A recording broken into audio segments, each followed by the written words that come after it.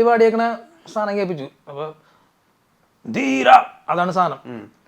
അപ്പോൾ ഞങ്ങൾ നോക്കി ഇതെങ്ങനെ പാടും, കാരണം അവർ നല്ല സെറ്റാണ് പാടിച്ചോണ്ട്.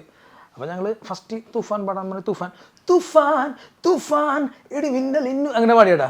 പുള്ളി പറഞ്ഞേ സാർ ഇത് ലവ് പടമല്ലേ, ഇത് വയലന്റ്, എനിക്കിതല്ല വേണ്ടേ, തുഫാൻ അത് വേണമെന്ന് പറയും. അപ്പോൾ ഓക്കെ അതാണ് സീൻ. പിന്നെ നമ്മളൊരു പിടുത്തം കൊണ്ട് പിടിച്ച്, ഞങ്ങളൊരു 3 പേരുണ്ടായിരുന്നു, ഒരു പിടുത്തം പിടിച്ച് അത് പല ട്രാക്കിലാക്കി. എനിക്കൊന്നൊരു 4 ട്രാക്ക് 4x3 12 പേര് പാടുന്ന എഫക്റ്റിലാണ് ഈ സാധനം പുറത്തേക്ക് വന്നത്. അപ്പൊ ഈ ഒരു പാട്ട് പാടിക്കഴിഞ്ഞപ്പോ തന്നെ നമുക്ക്, പക്ഷെ നമ്മൾക്ക് അത് സ്ക്രീനിൽ കേട്ടപ്പോഴാണ് അതിന്റെ ഒരു സംഭവം മനസ്സിലായത്.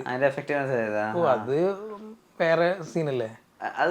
അത് അങ്ങനത്തെ ടഫായിട്ടുള്ള വരികളും വേറെ ആക്ച്വലി ഇപ്പോഴും ആളുകൾ ശ്രദ്ധിച്ചിട്ടില്ല. കാരണം അതിലത്തെ വരികൾ ഭയങ്കര ടഫാ പാടാൻ. ഈ പടകാളി ചെങ്കി ചെങ്കി ഈ ടടടടയ്ക്ക് വരികളും ഉണ്ടല്ലോ, വെറുതെ ടടട അല്ലല്ലോ അതിനകത്ത്. അത് നല്ലൊരു ടാസ്ക് ആയിരുന്നു. അതെല്ലാം അടിപൊളിയായിട്ട് എനിക്ക് തോന്നുന്നു അവര് തന്നെ പറഞ്ഞു. ഫസ്റ്റ് അത് കഴിഞ്ഞിട്ട് സെക്കൻഡ് ഏറ്റവും ഇഷ്ടപ്പെട്ടത് നമ്മുടെ മലയാളം.